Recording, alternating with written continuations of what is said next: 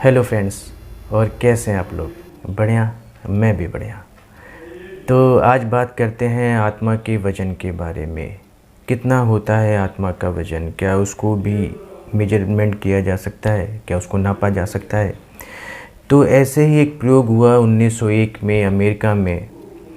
Doctor McDowell करके थे, एक अच्छे साइंटिस्ट थे, अच्छे डॉक्टर थे। तो उन्होंने मरते हुए आदमियों पे एक्सपेरिमेंट किया। 4 आदमी लिए, एक औरत ली, वो जो मौत के करीब थे, वो जिन्हें बचाया नहीं जा सकता था।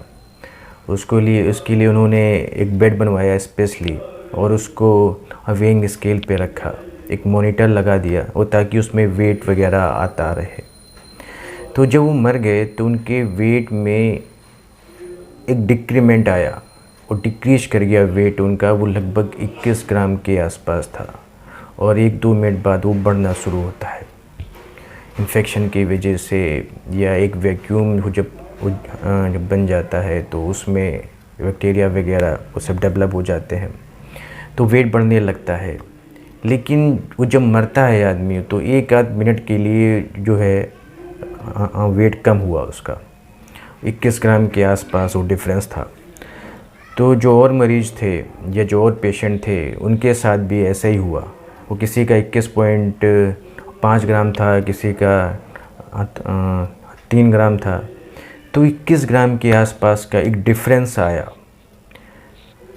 तो वैज्ञानिक ने ये अनुमान लगाया कि कुछ ऐसा है निकल जाता है जो बॉडी से, एनर्जी रिलीज हो जाती है बॉडी से, उसका वज़न जो है वो 21 ग्राम के आसपास होता है। तो उस समय के जो और साइंटिस्ट थे उन्होंने कहा कि नहीं, फेफड़े में ऑक्सीजन होती है, नाइट्रोजन होती है और गैसेस होती हैं, वो रिलीज होती हैं, उसकी वजह से वेट कम हो जाता है। तो उनका भी अगर आप उनका भी वेट निकाल लेंगे तो भी वो लगभग इतना नहीं पहुंचता है। तो मतलब कुछ ना कुछ होता है जिसका वेट है वो निकल जाता है। मतलब वेट कम हुआ तो इसका मतलब ही यही है ना कि कुछ ना कुछ उसके अंदर वो था, वो निकल गया। तो ऐसे ही एक प्रयोग हुआ था रूस में। तो उसमें ये उन्होंने एक डॉक्टर साहब थे, वो भी साइंटिस्ट थे।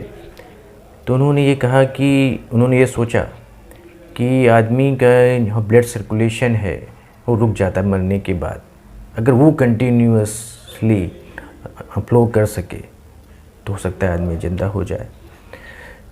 तो उन्होंने इस पे प्रयोग किए, लेकिन वो अनसक्सेसफुल रहा उनका एक्सपेरिमेंट। तो अगर ऐसे ही प्रयोग होते रहते हैं तो बढ़िया रहता है, लेकिन वो ह्यूमन राइट्स की वजह से उसका उल्लंघन होता है। तो वहाँ की वो जो स्टेट गवर्नमेंट्स होती हैं उन पे बैन लगा देती हैं, रोक लगा देती हैं कि ऐसे एक्सपेरिमेंट सब नहीं होंगे आगे से।